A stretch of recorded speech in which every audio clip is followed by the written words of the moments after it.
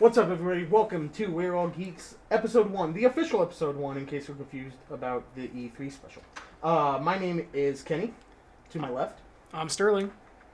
I'm Sarah. I'm Felipe. Today, we are going to be discussing the Nintendo Switch Lite, but before we do that, I just want to talk about what games are we playing right now. Felipe, how about you start us off? Lately, I've been playing a couple of games. Samurai Showdown just came out not that long ago. How is that? It's a fighting game. It's a fighting game. I know, kind of old school fighting game. Came out during the same era, Street Fighter 2 when it first came out. You know, SNK trying to do their thing. It's slow. It's a lot slower than I remember. Yeah. Like really slow. And also you can kill someone in 3 hits. Oh, nice. Like the really like heavy hits, you do one, just like more than half their life is down. It's like, holy crap. So, you know, you can finish a match in maybe like 3 seconds. So it's been great. Now, can you confirm there is a dog in this game? There is a dog and a falcon, I think. Yes. Is what there is a falcon. I'm not going to try to pronounce anyone's name because... But is the dog a good boy? You know, he's okay. When you kill his master, he just sits there. So take that as you will. That's real rough. That's real, okay. You know. But so I've been playing that, and then I decided to finish up some other games that I haven't played in a bit. Like I don't know if you guys ever played Donut County. Yes. Came out a little while ago. So basically, the premise of the game is you play as a hole on the ground, and then as you move around and things fall into you, start to get bigger and bigger and bigger, so that it can pick up more things, and it kind of grows from there. To correct something, you don't play as the hole. You play as a raccoon who controls the hole. Well, yes, but you know, we're not going to get into the whole like mythology of this game and all the backstory about it. But the mythology is great. Is all I'm trying to say. It's a very. And there's a king trash panda, you know, so it's great. Yeah, he's like King Trash Panda. So yes. That and then Enter the Gungeon. I've been playing some older games. Okay, Enter the Gungeon. You know? Yeah, this one's getting a physical release soon on Switch. Mm-hmm, yes, so it is. I've been looking at it. Yeah, that's kind of what brought me back into it. Of like, I see that there's a Switch version coming out soon, and I mean, I love these, you know, kind of roguelite style games. Mm-hmm. You know, you go, you do a run, you get some good drops, you know, awesome. You get some crappy drops, you die, start the game over again, and that's just how it goes. And another lore corner, there is a character that is a bullet that shoots a gun that also shoots. Well, they're all bullets. That's the all thing bullets. Is that, Okay. you know, that's why it's entered the gungeon instead of the dungeon. It's just all the enemies are little sentient bullets of some kind, you know, shotgun shells, grenades, whatever. They just walk around and they hold guns and they shoot guns at you. It's great. It's really awesome. I'm just imagining like people holding people, shooting people. Yeah. That's just like. Oh. And all the names are all puns, you know. Like there's one that's a big old snake. Instead of being anaconda, it's ammoconda. So it's yeah, it's really really good. You should check it out. I think I'm going to pick that up when it comes on Switch for sure. Sarah, how about you? What have you been playing? I've been playing Minecraft, which is nowhere near as entertaining as that, but it's... Listen, Minecraft's awesome. Minecraft is one of the most popular games of all time for a reason. For a reason, exactly. It's true, but it's fun when you play with your kid and then you turn it off. It's creative and survival.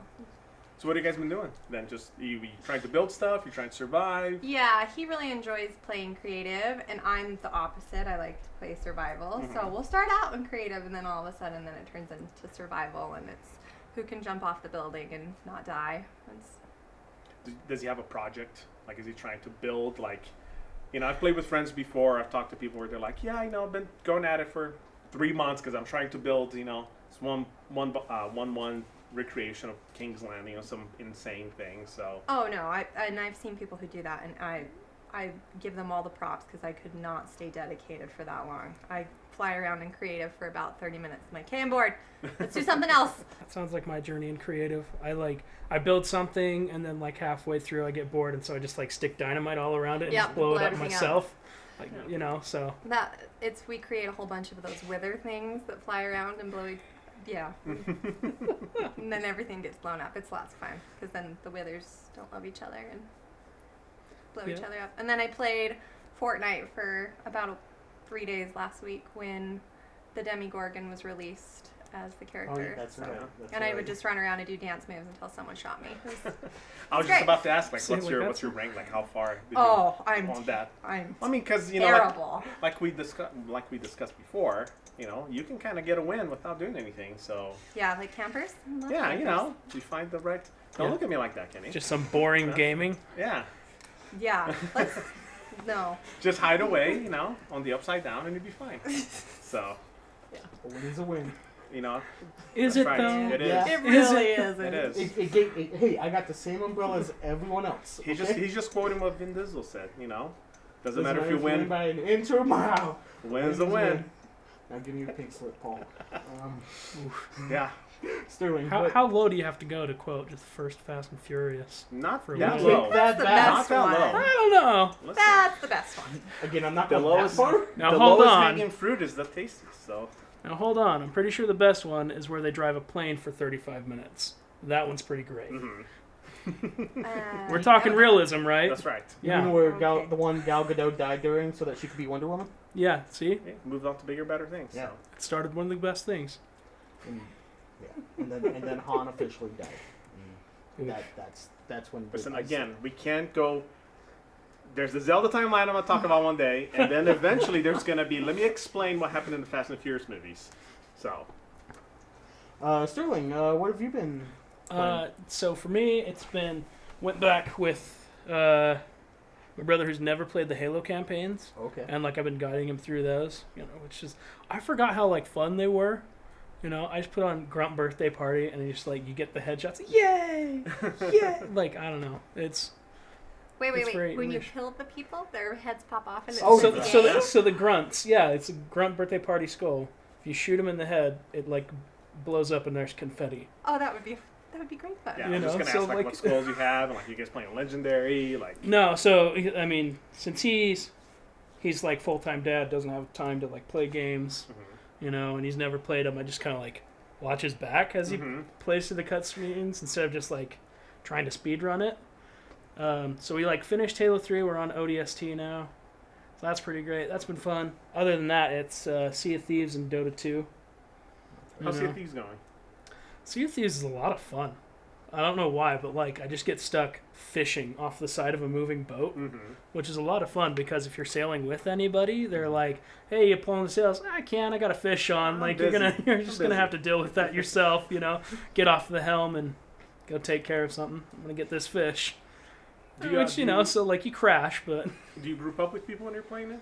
yeah, I try to because that's I'm the not thing, the I'm not reason- good enough to roam around by myself. Well, that's the reason why because I started Sea of Thieves when it first came out, Mhm. and that was the main reason why I never kind of stuck with it was because I don't know if they've changed this since, but if you're playing by yourself, you have to do everything by yourself. So if I'm trying to sail, it's like, let me go run, pull the anchor, and then let me go and drop the sails, and then let me go and steer, and then I'll just keep like going back and forth as I'm trying to sail, and that's too much for one person. What's the idea of the game? You're pirates, You're basically. you're pirates, Pirating a ship and just going after some loot. So wait, there's a whole bunch of you on a boat, so and everybody's a pirate. So Yes. there's Okay. there can be like up to 4 of you on different crew? sized boats. So there's 3 boats. It's a sloop, a brigantine, and a galleon. Okay. And like the bigger the boat, the more people needed to use it, but it has more stuff. So like you have more cannons on the galleon. You've got more speed that you can get off. Is the idea to blow up other boats? It can be. Yeah. Oh, okay. Because you can see other players, their ships and just attack them and then, just curious. take Yeah, over their so- stuff. But I mean, it's a cool idea. I just. It makes you trust people a lot less. Oh. Because Right. when you're going to turn in your own treasure and you see a ship off the coast, you're like, I'm watching you. You're just waiting for them to come and steal your treasure and turn it in. Because you can just steal people's stuff and do it. But like people have been playing the game long enough that they're capable of doing that. I come in like intermittently, so I'm nowhere near good enough to just steal people's stuff and like have that be okay. I actually have to do the legwork. But yeah, I mean, so it's just a fun game if you're planning on not taking like things seriously, you just want to play with your buddies or something like that. Sea of Thieves is like perfect for it. Yeah, they've done a lot of updates to it. Like, Yeah, they've done a lot of free updates that I know about. They did the volcano one. They yeah, they had their like year 1 anniversary not that long ago, right? Yeah, so they've added in like a huge storyline to go to the special place called like the Shores of Gold or something like that, and you got to play through storylines in order to get it. There's megalodons you can go and hunt out in the in the world and stuff like that. And so they've added. Can the megalodons kill your belt? Oh yeah. Oh. They'll sink you. The Kraken will sink you. Yeah. And it comes out of nowhere. Like the first time I ever saw the Kraken, I was just by myself, just playing the game. So it's like, I don't know why that game can be a little creepy by yourself. Like, you hear the sounds of sea monsters out in open water, and you're moving slow. But I was by myself, and the Kraken came out of nowhere, and I just like panicked because I didn't know what was going on. So it ended up killing me. I lost like all my treasure and stuff. So I just turned off the Xbox and like that's it for the night. Like that's it. I don't need more nightmares. That sounds horrifying. Just black water and the Kraken. Ugh, it was the worst. So I'm sorry. It was just the worst. What about you, Kenny? So I've been I'm still grinding on Persona 5. Just hit the 4th palace. Futaba.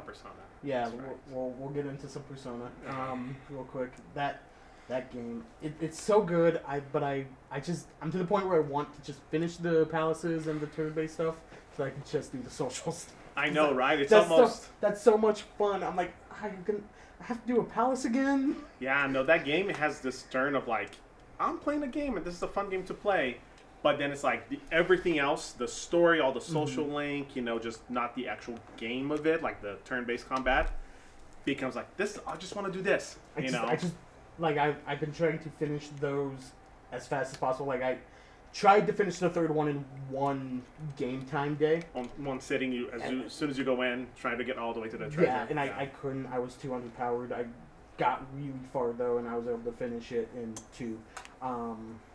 Yeah, Persona's great. Who did you end up? So I'm past. So I also haven't finished Persona 5.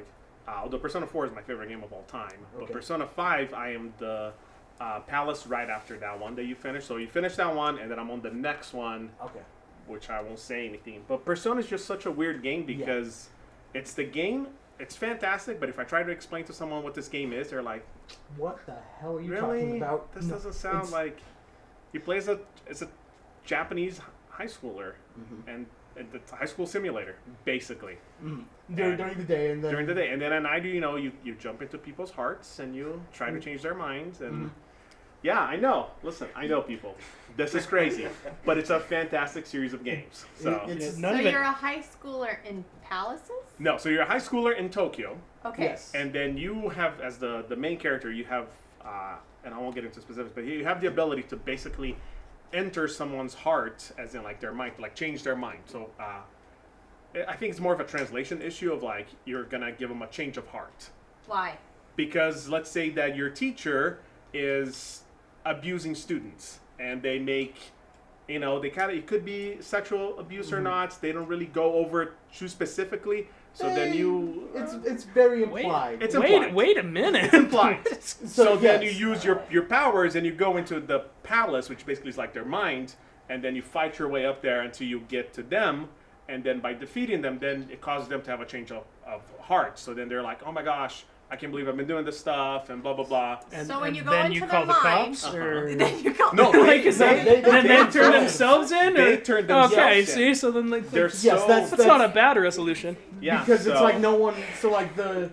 Say hello to a piece of our peanut gallery. So the example he's using is actually the first palace. Yeah. To do light spoilers, it's a volleyball teacher who he won a gold medal at one point in his life, and is this highly vaunted gentleman who is physically abusing the students that play for his volleyball team, and is also trying to get a character to sleep with them so one of the other characters can be on the volleyball team. Yeah. Okay, wait. Dude, and this then, kind of mess. I know.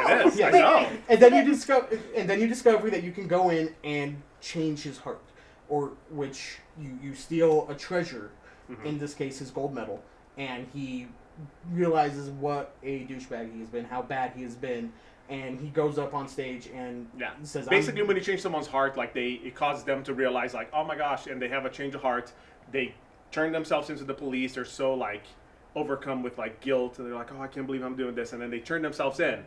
So then you use that power to like, okay, well, we helped out one person. Maybe we can see if there's, and so you eventually go to like against a drug dealer, and you just kind of keep going up to try to find like bigger targets.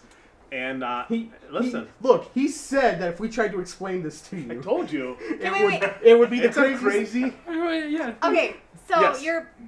you go through these like sad, dramatic stories just to get to another sad, dramatic story. So I mean, the story itself is that you do that, and then after all that happens, like you get more team members that they realize they also have this power. And then they will come together. It's like, we have this power. We should do something with it. So then they start like, well, how can we help people? And then they start looking for bigger targets, so to speak, for them to help. And then it kind of goes from there. I can't say too much more because it spoils. Yeah, that the first story of part the game is enough to not spoil it. It's a really crazy game. Yeah, it's a game that it is hard to explain. But and when you're in the palaces, it is turn-based fighting, Final Fantasy style stuff. It's one of the most stylish games I've ever seen. It is very stylish. The music is amazing. So like the mind's internal. Yeah, it's how you perceive the world. So the volleyball teacher perceived the school as his castle, and he was the king, and he could do whatever he wanted. Gotcha. So you went in and you beat the king, and so you beat down his internal defense system. Yes. Okay. But he doesn't know exists. Yeah, but then it goes crazy, and then there's a cat that turns into a car. Listen, Persona's crazy. But he's not a cat. He swears to God he's not a cat. He swears that he's human. This sounds like so much fun. It really is. And the best part is, I'm like halfway done with the game, and I'm 80 hours in. That's a lot of time. I'm about 40 to dedicate. It's awesome because, yes, it's a crazy premise, but like story pulls you in, the characters pull you in. Voice acting is the best I've ever seen in any video game. It is fantastic. Like that's what brings you in. Like the fact that it's a crazy story. Again, as people that have never heard of this game, really, you're like, this is something. And also insane. at this point, this is some Japanese game. I get it, but it's really good. I mean, it's like the cutscenes are anime. Also, they're animated in that style. It's a 2-year-old game at this point. I only picked it up because there's a new edition coming. There's Royal coming, which is why I didn't want to buy it actually, because I'm like, but Royal's coming. I might as well pick that up. But no, I messed up, and I'm gonna play this game twice. It's a really good game. I'm gonna put 160 hours into this game. Like twice. as someone who's never played it, right? And you just come into it as your first game. It's a fantastic game. It's really good. The mechanics in it's not that the palaces and stuff are bad. It is just how much fun it is to go hang out with your friends and go do stuff. Listen, we can have a whole episode just about Persona. I don't know. That sounds an awful lot like high school, and high school wasn't that great. Yeah, so that's not a selling point for me. It is a high school simulator, is what it is. My high school years were like. And you have different days that go by, and this date, so-and-so hits you up on your cell phone like, hey, do you want to hang out today? But you can only pick one activity to do a day. It's really, I'm telling you, give it a shot. It is a fantastic game. And moving on to something that came out this year. Go ahead. Yes, so what do you play this on? What is it on? PlayStation 4 and PlayStation 3. To something else you can't play on Xbox. I'm playing Super Mario Maker 2. I hate making levels. I'm not good at it. But man, there's some creative people out there who make the best Mario levels you have ever played in your life. I swear, it's so much And also, there's some insane people out there that make like these completely ridiculous, insane levels. And the craziest thing is that the only way that they can upload it is if they beat it legit. Yeah. And so when you see someone that beats this, it's like, how? Okay, so people are making levels, like a regular Mario level. Yes. And you have to beat it. Yeah. So it's user-made levels. So you make your own levels. You can make your own levels. Yeah, so you can make your own levels, but in order for you to upload it to have someone else download your game or your level to play it, they have to beat that level that they created, but they have to play it legit. When you're making it, you can like just pick up your character, move it somewhere else, or skip a jump, or do something, some difficult section. Gotcha. But in order to be able to finish it, to upload it, you have to do it legit like someone else would. And you see some of these levels, and they're all insane with different puzzles and different ways to like, if you go here, you die, and like that's it. You have to like figure out this puzzle as you go. This is a Nintendo game, isn't yeah, it? Nintendo Switch. You watch some of those people, and it's insane because they like carry those shells, jump off the shell, kick it off a wall, grab it again, kick it again, and like. And I don't know. One of the features they introduced is clear conditions, like you have to pick up this many coins, or you have to be holding this shell, or you have to defeat this many Koopas, whatever have you. That sounds frustrating. I'm so sure. And there's the same people out there that like, they'll make some Hellraiser style pain box for you to be in, and then try to do it. And it's like, I can't believe that someone spent like 10 hours doing this one thing just to be able to beat it. Yeah, hence sounds like a broken controller moment. Yeah. Hence fishing off of a boat in Sea of Thieves. Like that's Yeah. And that's what you'd have to do after like playing. All right, I need to go relax. Oh no, it's definitely I'm playing handheld. Okay, I'm done with this level. I need to set it down for a moment. I need to go get a drink. My Switch.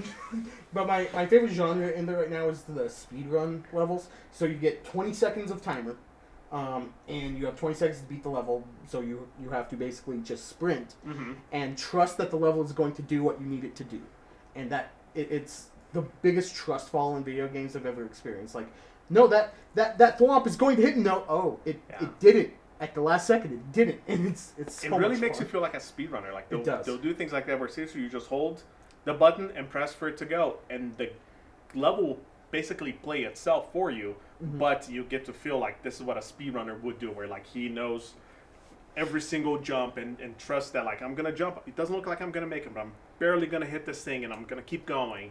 I'm grateful somebody else decided to speedrun, so I don't have to. Right. Because like that just sounds awful to me. Some like, games done quick. Like the game's done quick. I mean, like the 100% like Majora's I mean, I'm sure they have that. Yeah, so they have 100% Majora's Mask. That's not the one I'm thinking of. Wind Waker, where like there's like 3 points where you have random number generators that you can't predict, so it changes each time, and like if you mess it up, you have to start all over again, and you're 3 hours in, and it's just like that's rough to me. Like it's really cool to watch, and so I'm very grateful it's done, but I could not do that. No, it's like so much. all. Those are so much fun to watch. Like just watching people break games. Like the one I love is Celeste. They did it last year at Summer Games Done Quick, and watching that and having actually played the game, I'm like, how the hell can you do? And how do you figure this out? That happened to me when I was playing Sekiro. Like, I am 6 hours trying to beat one boss, and I watch a guy finish the game in 30 minutes. Because he just boom, boom, boom, boom, one shots every single enemy. Knows how to if you stand right here, then you run off to the side, and then you fall through the world, and then you skip like 3 levels, and then just go and one shots this final boss without getting hit. And I'm like, I can't get past this one guy. The other one that was really incredible that I watched was this year at Some Games Done Quick, Pokemon Crystal glitched run in like 20 minutes to beat the final 4. It's so crazy, and it made me want to play Pokemon Crystal. But I agree with you. Like, I would never do things like that. But I love seeing people break video games, or people I've seen Chrono Trigger. That was specifically the last like, no, this guy's gonna hit me, and they were like down to like, no, he's gonna hit me for 57 damage, and I'm gonna hit him for 123, and like they know exactly how much like damage values are gonna be. Yeah, they've got it like down to the frames. It's just that's too much. Yeah, that's too much. Yeah. So, to the news. The main thing. There's some big ones. There's some big news. This week, yesterday as of recording, they announced the Nintendo Switch Lite. So, this is a $200 Nintendo Switch. Let's go over some of the stats on it. So, first things first, it is handheld mode only. The Joy-Con do not come off of this. It cannot stand up on a table. It cannot connect to a TV. And it sure seems like you can't even connect a Pro Controller or another separate Joy-Con to this. Yeah, we have some strong emotions. I think it'll actually, because I read up on the specs, so I think I remember seeing it that it could do Joy-Cons or like add another controller for those games, but I'd have to double check. The reason I say that is because it doesn't support tabletop mode that supports 2 controllers. It says handheld mode only. Right. It definitely feels like it's started to be just, this is a single player. That's what it seems like. Again, I think that's a little bit murky as to whether or not what you can do with it, but the only way to really do that is if you set it on the table and played with a Pro Controller or something. It's the new Game Boy. Yeah. Yeah. Okay. Which I'm fine with. Like I said, compatible games, Nintendo Switch games that support handheld mode. The Joy-Con controllers are not included and does not include the HD Rumble or IR motion camera that the regular Joy-Cons do. It is, again, not compatible with, and this is Nintendo's official website, not compatible with the Nintendo Switch dock, does not support output to a TV, therefore it does not come with a dock, HDMI cable, or kickstand. The dimensions, it's about 1/4 of an inch shorter, about an inch. Yeah, it's a little smaller than the regular It's Switch. a little bit smaller. It's about 1/2 pound as opposed to the regular Switch being a pound with the Joy-Cons attached. It's a 5.5 touch screen as opposed to a 6.2 inch touch screen, and its battery life is 3 to 7 hours as opposed to the regular Switch at 2.5 to 6.5. They basically made a bigger Vita. They made a bigger Vita. That worked out so well for Sony. Yeah.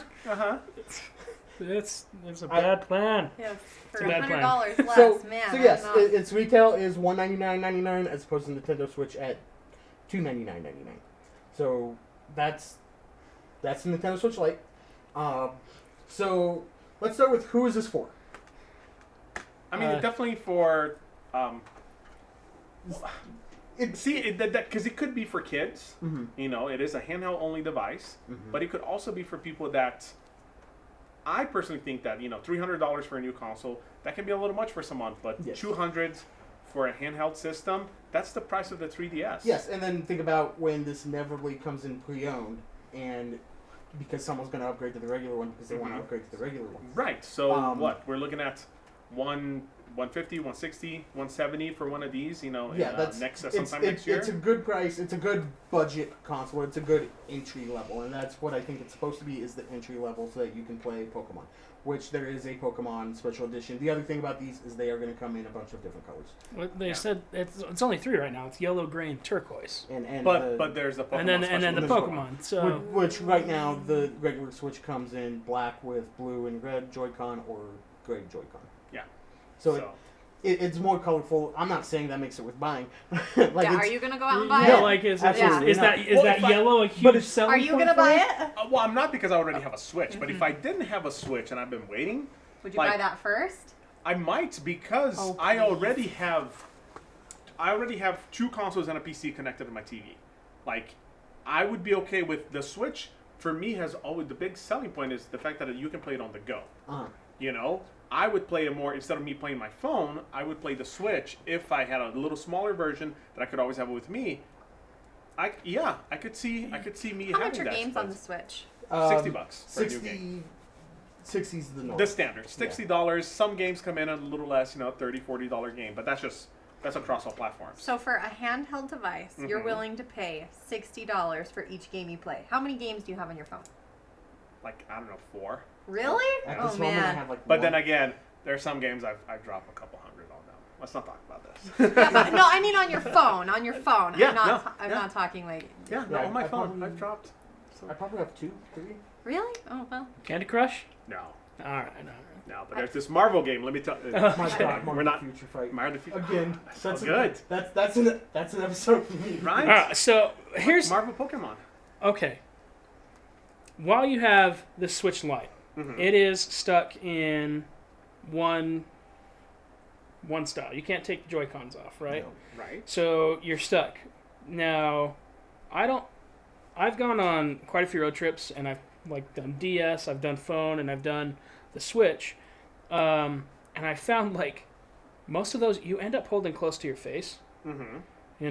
And it starts to mess with your arms because after a couple hours, you're like, eh. But now it's half a pound instead of a pound. There you go. So that's great. Still, just but hold your hands like this. but without anything but in that's it. Maybe you might need glasses. I'm not sure if you're like sit the rest of the show like this. It'll so it'll your arm, actually be- they get stuck, and I experienced this the worst when I tried to play Knights of the Old Republic 2 on my phone. While driving to While on driving, a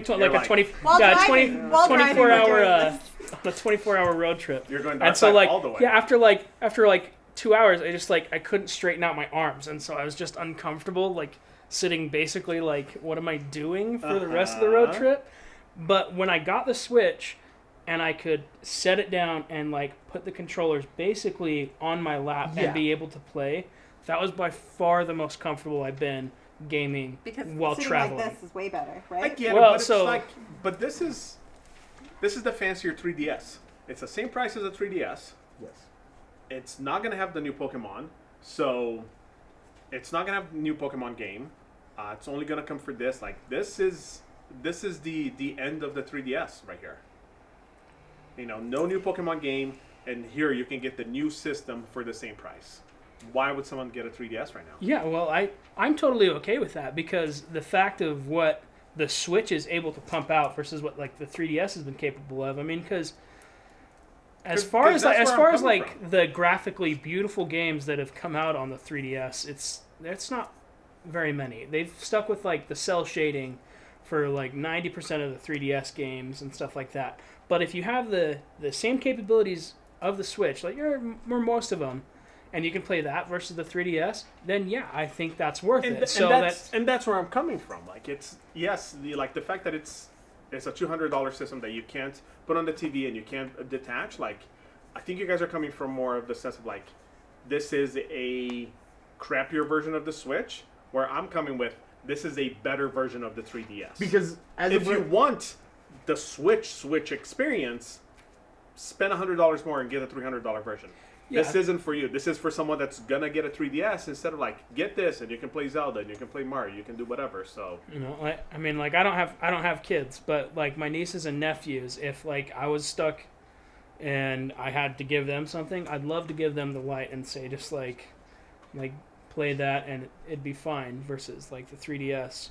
But I like having the Switch and I like having that TV mode because honestly, one of the biggest points for me is the Nintendo's always been good for party games, so multiple people. And if I have the Lite, I can't do that. I can't play like Smash with a whole bunch of people by plugging it in and then plugging in the controllers. Yeah, I get it, but like that's my point. It's like you get the $300 version. You can't play multiplayer Smash with the ad hoc modes. So if you're on the same Wi-Fi or even within the same vicinity, you can still play Smash with each other. But I understand that. But the new Nintendo 3DS, a new Nintendo 3DS, because Nintendo loves their naming conventions, is $200 right now. It is the same price as the Switch, which is the next gen console. It is the one that's getting a new Pokemon. The 3DS is dead. R.I.P. Yeah. Let's get a gravestone right there. Yeah, it's gone. It's gone. This officially kills it. Pour one out.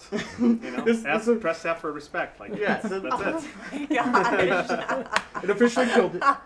Yeah. So if little Timmy wants to play the new Pokemon, you gotta get him a Switch. You gotta spend $300 or $200, and he doesn't know the difference between playing the handheld 3DS versus a regular Switch, anyways.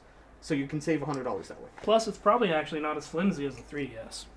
Yeah, it is going to be one solid piece instead of... It's going to be much harder to break it this way versus going on the hinge. So there's definitely a market for it. But I think overall, for people who want the best, they're not going to go out and buy this.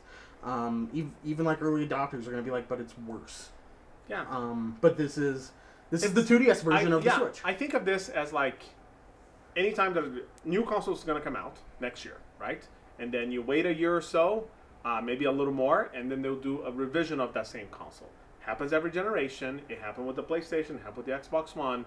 Like when they released the Xbox One and then they had the S, well, that's not a good idea because everyone wanted the S was a better version. But let's go PlayStation. The regular PlayStation, when they did the Slim, it's like I had a PlayStation when they announced the Slim. I was like, okay, well, this isn't for me. Like I already have a PlayStation. I'm good. But if I didn't, I would go for one of those. They also announced the Pro at the same time as the Slim, but so it was you get my idea, right? Like where yes. they announced this thing that if you already have it, maybe this isn't for you. Well, but it wasn't like it was a downgrade. Like this, you're not getting a lot. Well, but this it's is what not like one thing. This is what Nintendo does. Let's look at the 3DS, not the DS, with the 3DS. Not even the DS and the DSi and the DSi Lite and the DS Lite and all the other crap they did with the DS. Just the 3DS. There's the 3DS. There's the 2DS. There's the 3DS XL. There's the new 3DS. There's the new 3DS XL. Yeah. There's the 2DS XL. Like they did 6 versions of the same console. This is only the second I one. think of that as kind of the same way. They did the 3DS, and then they found out a lot of people weren't using the 3D of it, and so they could shave the price, and then they could make the same console and call it the 2DS.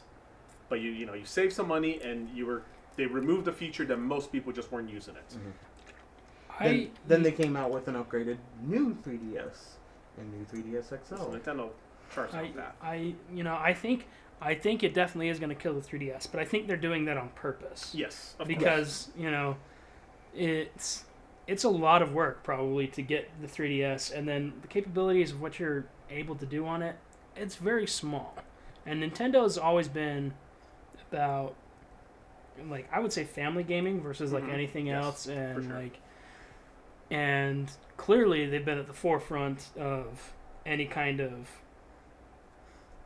like traveling gaming or on the move, because Xbox hasn't even tried, but the PSP and the PS Vita, they both died, and they died hard. Well, they tried to go up against the 3DS, and that's so I mean, I'm sure me and Felipe could again go on for an hour about why the Vita deserved more respect. True.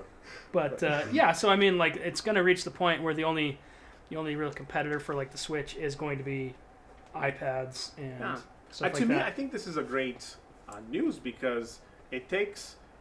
Yeah, it sucks that the 3DS, I think, for all intents and purposes, is just done. But all developers that used to make all these 3DS games are now probably going to just be making games for the Switch. So games that only came out on the 3DS, or all the cool versions of games that only came out on the 3DS, now they're all going to get Switch versions. And at the end of the day, I think, it consolidates all of their stuff into the one device instead of having like, well, we have the 3DS right here, and it's been out for many years, and it doesn't look that great or whatever. And, a lot of people have it, but what have you. Everything Switch. So I think that at the end of the day, that's just going to be, I think, a better move for them. I think it'll simplify it a lot. Yeah. And simplified is good. It is. For gaming. Keeping with Nintendo, Pokemon had a new trailer this week talking about some new Pokemon. There is indeed a whipped cream Pokemon that Gigantamax is into a birthday cake, a tiered cake. That's real life. What's the point? There's also you're like, what is video games even nowadays? Apparently you go into people's hearts, and apparently whipped cream turns into a cake. Listen, I apparently don't know what's going on. We're gonna play some Persona, and you're gonna see it's a fantastic. Cool. Do I get to go in somebody's heart and like giganticize it to a liver? Is that what I'm doing now? Listen, I can tell you some stuff. We'll do like a Persona spoiler cast, and you'll see just how crazy this game gets. We could say some things about. That's right. No, and there's also an electric corgi. There's a new metal dragon. Yes. There's a lot of cool stuff in the new trailer. Definitely go check that out. Was there any other news anyone wanted to discuss? No, I mean it's kind of that.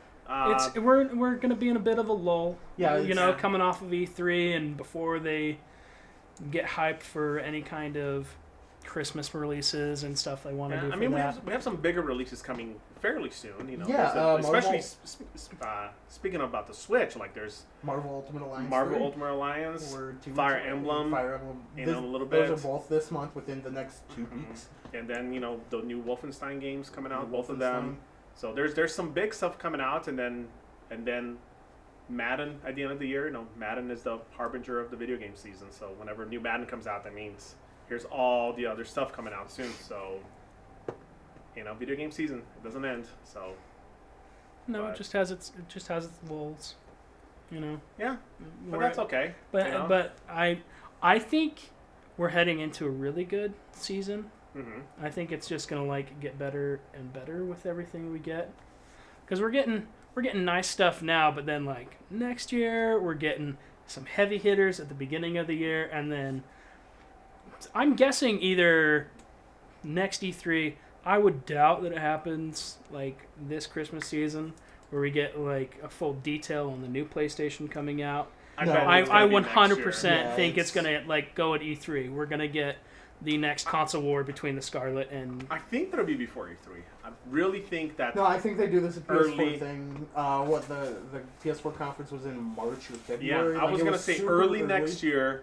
because they have their own conference, they announce their own thing, and then they do something bigger at E3, and then it comes out. Because that template worked really well for PlayStation, where they announced a few months before E3, and then E3 came and they had they revealed the actual console. They revealed the price point, and they did the awesome video of Shu and the guy who doesn't work at PlayStation anymore. Adam Boyce. Yes, Adam Boyce. Yeah. That's the guy. That's my voice. Yeah. So I think they followed the same template. They get out in front of E3 when they can have that spotlight to themselves. That's the key. Is when they announce there, and then maybe Microsoft announces their. I think they announced before. Yeah. So, but that's something that you can say about every video game, or every year for video games. It's like, yeah, kind of a low right now, but next year is gonna be awesome. You can say that for like the past 5 years, like, yeah, but then next year's games are gonna be awesome. Particularly and then June, July. And then they push Breath of the Wild back 2 years. And then next year we're gonna be having the same conversation, like, yeah, Cyberpunk earlier this year was really good, but then next year, whatever crazy next generation games are coming out. So. Yeah. Well, hopefully Cyberpunk doesn't let us down. Have all my faith. Yeah. And hopefully it doesn't pull out another like Fallout 76. No one has as much faith in Fallout 76 as they do this. So. Yeah. So, I think it'll be all right. I am excited for it. I always get excited when there's a new console because like what's going to change, what's going to be new, what's going to be great. I mean, we're definitely seeing some. And this is a discussion for like a later time, but we're seeing some diminishing returns. I think on new consoles. Like every past few generations, you see when they announce a new thing, it's like, oh my gosh, I can't believe this is a home console. But now it's like, yeah, okay, like PCs can do that now, or like my whatever this Cyberpunk that I'm playing on my PlayStation Pro, like it looks just like that. So it's hard to see what the next leap will be. It's gonna be interesting because I mean, how long has the Xbox One been out? They're both 2013. Yeah, they're both getting to be so like they've been out for a while, but they've released different editions. Are we gonna get more different editions games like consoles? I don't believe so. No, I think that this is it. Especially after both of them have announced it. I think. Well, I mean, like a couple years down the road, are we gonna get like a pro edition of this one because they didn't do something? Xbox probably. 2X. I don't know. At some point, I bet it will come. Yeah. So. Yeah, that's how it's been. It's almost how it's been always. Think about the original NES had the top loader come out afterwards. There's always the revision. The SNES has the 1001 or whatever it's called, where it just looks different, like what they thought the future would look like. One of those consoles. So they always do that. It's always been a thing. The PlayStation 1 when the PlayStation 2 came out changed its name to the PS1 and changed the smaller little one. Yeah. Yeah. So it's just a thing of gaming. It's just part of it that there's always going to be iterations, and the early adopters are always going to kind of get punished, but you're always, Whatever. I'm excited. I am too. It'll be good. Mm-hmm. The future looks bright. The future is now. We're living in the future. No, the future is PS4. No, we're living in the future right now. Okay. Well, looks like. On that note, looks like our time is up.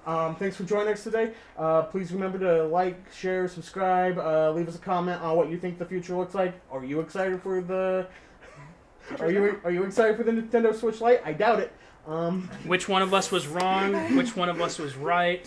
Which one of us definitely should talk less next time? I'm pretty sure if you're watching this, you don't want the Switch Lite. Anyways, for We're All Geeks, I'm Kenny. I'm Sterling. Sarah. I'm Felipe. See you next time.